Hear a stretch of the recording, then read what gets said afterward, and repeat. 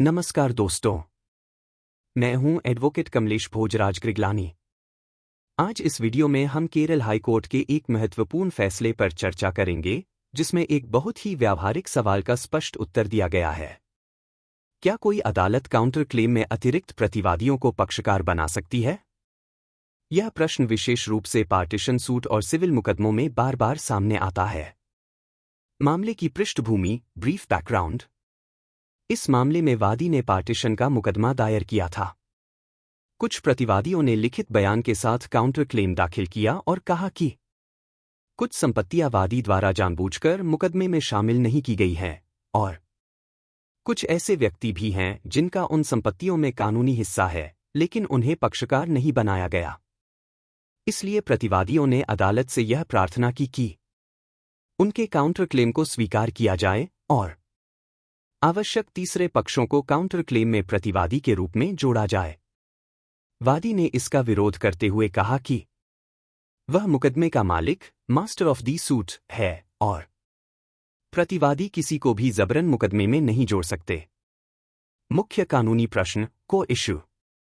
अदालत के सामने मुख्य प्रश्न यह था, क्या प्रतिवादी काउंटर क्लेम दाखिल करते समय ऐसे अतिरिक्त पक्षकारों को शामिल कर सकते हैं जो मूल मुकदमे में नहीं हैं, लेकिन काउंटर क्लेम के निर्णय के लिए आवश्यक हैं? हाई कोर्ट के निष्कर्ष, findings of the court. Kerala high court ने इस प्रश्न का स्पष्ट और निर्णायक उत्तर दिया। अदालत ने कहा, एक काउंटर क्लेम एक स्वतंत्र मुकदमे के समान है। ऑर्डर 8 रूल 6 सीपीसी के अनुसार काउंटर क्लेम को क्रॉस सूट की तरह माना जाता है और उस पर वही नियम लागू होते हैं जो एक प्लेंट पर लागू होते हैं। दो काउंटर क्लेम केवल पैसों के मामलों तक सीमित नहीं है। सुप्रीम कोर्ट के निर्णयों पर भरोसा करते हुए कोर्ट ने कहा कि काउंटर क्लेम केवल धन वसूली तक सीमित नहीं है और उसका कारण कार्य, कॉज ऑफ एक्शन, मूल मुकदमे से अलग भी हो सकता है। 3 काउंटर क्लेम केवल सह प्रतिवादियों के खिलाफ नहीं हो सकता। काउंटर क्लेम अनिवार्य रूप से वादी के खिलाफ होना चाहिए, लेकिन यदि आवश्यक हो तो अनुषंगिक राहत, इंसिडेंटल रिलीफ, सह प्रतिवादियों के खिलाफ भी मांगी जा सकती है। 4 काउंटर क्लेम में अतिरिक्त पक्षकारों को जोड़ा जा सकता है।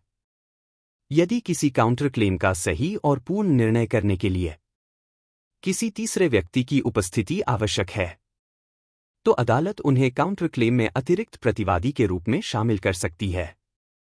5 एक महत्वपूर्ण अंतर स्पष्ट किया गया। वादी अब भी अपने प्लेंट का मालिक रहता है।